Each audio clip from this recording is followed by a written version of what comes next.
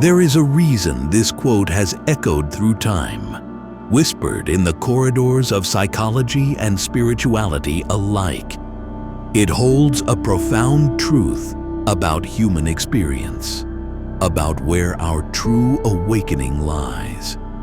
Looking outside, we see the world painted with dreams, the glitter of possibility, the lure of distractions, the endless search for meaning in things and people around us.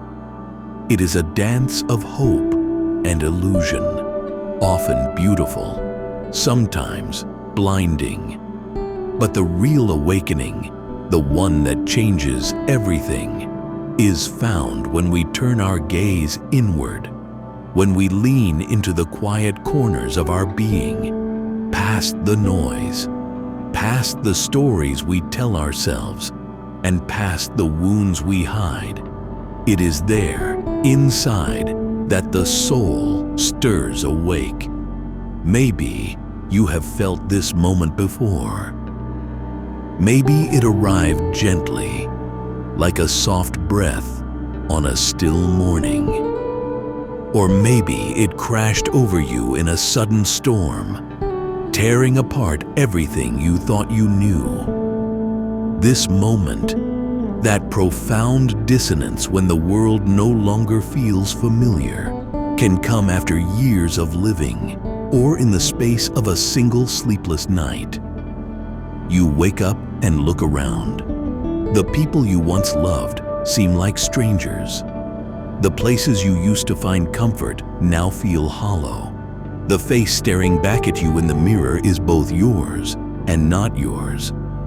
There is a haunting sense of distance, as if you are watching a play unfold, and you forgot you are both the audience and the actor. You wonder, how did I get here? How did I become this version of myself? What happened to the lighter, more innocent person I used to be? And the weight of those questions presses down, settling in your chest like an old friend you never invited but can't seem to shake. That feeling, that ache, is the beginning of something vital. It is the call to wake up, to look within, because somewhere along the way, something was lost. Or perhaps something was taken. Maybe it was your voice. Maybe it was your joy. Maybe it was your trust in others, in yourself, in life. And with that loss comes pain. A companion that lingers, persistent and unwelcome.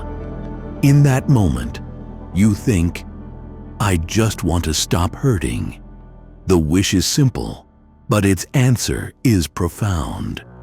If you listen closely, if you are still enough to hear beyond the pain, something ancient inside you will answer. Then stop giving them the power to hurt you. This is not a call to close your heart or become cold.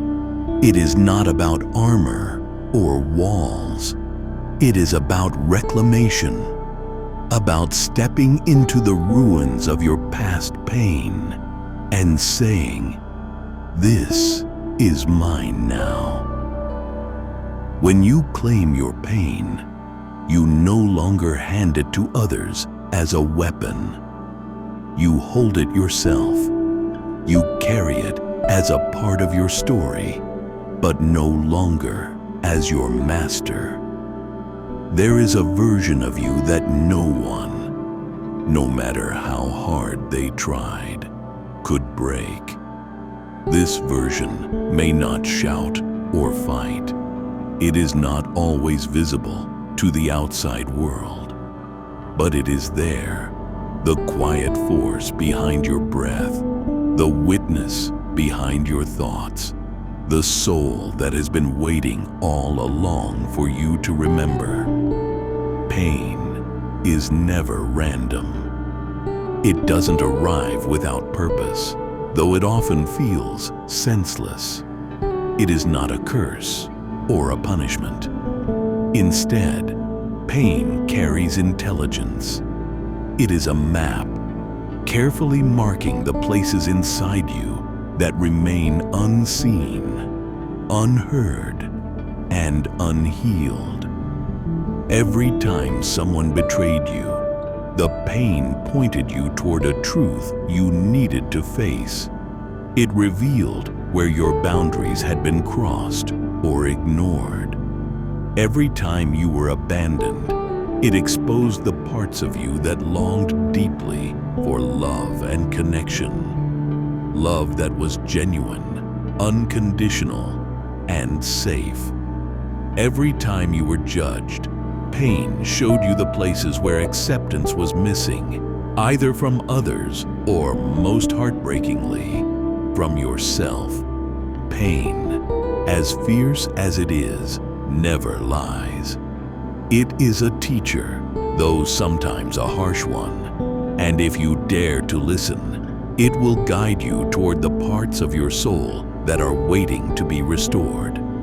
But healing does not begin by blaming others or by chasing safety in external sources. Healing begins when you decide to stop seeking protection from outside and start becoming your own sanctuary. The world often teaches us to shrink ourselves down, to be small, quiet, and unseen, to keep the peace even when our hearts scream otherwise, to doubt our worth and silence our needs. Maybe this survival tactic protected you once. Maybe silence felt like power in a world that often punished vulnerability. But over time, this silence built walls, a prison where your soul started to fade, not dead, but dimmed, just enough to forget what it means to feel truly alive, truly light. Yet your soul never left.